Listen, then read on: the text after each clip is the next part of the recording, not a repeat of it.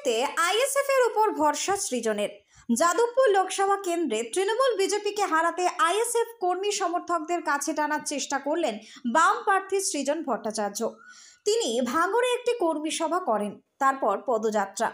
এদিন সুজন আইএসএফ কর্মী সমর্থকদের অনুরোধ করেন তাকে ভোট দেওয়ার জন্য। সৃজন বলেন, আইএসএফ ভাইদের বলছি, ভোট ভাগ করবেন না। আমরা পঞ্চায়েতে একসঙ্গে লড়াই করেছি, তাতে ফল ভালো হয়েছে।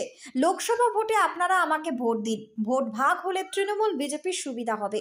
এদিন বিজয়গঞ্জ বাজারের মেলার মাঠ থেকে এমনই বার্তা দেন সৃজন। তবে এই প্রথম নয়, আইএসএফ যাদবপুরে প্রার্থী দেবে জানিয়ে দেওয়ার পরই সৃজন ভোট ভাগাভাগি না করে তাকে ভোট দেওয়ার আবেদন জানান।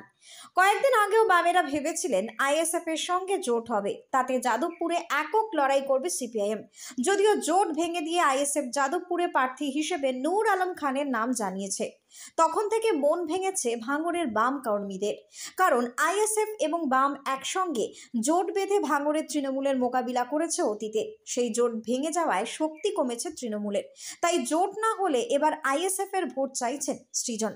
কয়েকদিন আগেও বামেরা ভেবেছিলেন আইএসএফ এর সঙ্গে জোট হবে, তাতে যাদবপুরে একক লড়াই করবে সিপিআইএম।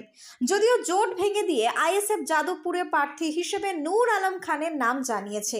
তখন থেকে মন ভেঙেছে ভাঙড়ের বাম কর্মীদের, কারণ আইএসএফ ও বাম একসঙ্গে জোট বেঁধে ভাঙড়ের তৃণমূলের মোকাবিলা করেছে অতীতে।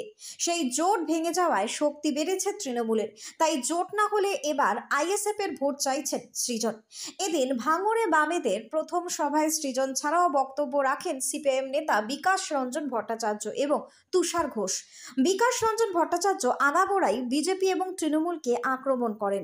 আইএসএফ এর সঙ্গে জোট না হওয়ায় তিনি নওশাদকেই দায়ী করেন। গত বছর পঞ্চায়েত নির্বাচনে মনোনয়ন জমা দেওয়াকে কেন্দ্র করে এই বিজয়গঞ্জের বাজারে একের পর এক গাড়ি পুড়েছিল, 3 যুবক খুনও হয়েছিলেন। সেই ঘটনার কথা উল্লেখ করে শওকত মোল্লার নাম না করে তুষার ঘোষ জানান, একজন নেতা জেলে আছেন আর একজন হিরো বুক ফুলিয়ে ঘুরে বেড়াচ্ছেন। এই মাঠে যে গাড়িগুলি পুড়েছিল সেগুলো কোথা থেকে এসেছিল, কোন নেতা সেগুলো নিয়ে এসেছিল, তার জবাব দিতে হবে। ব্যুরো রিপোর্ট, ন্যাশনাল বার্তা।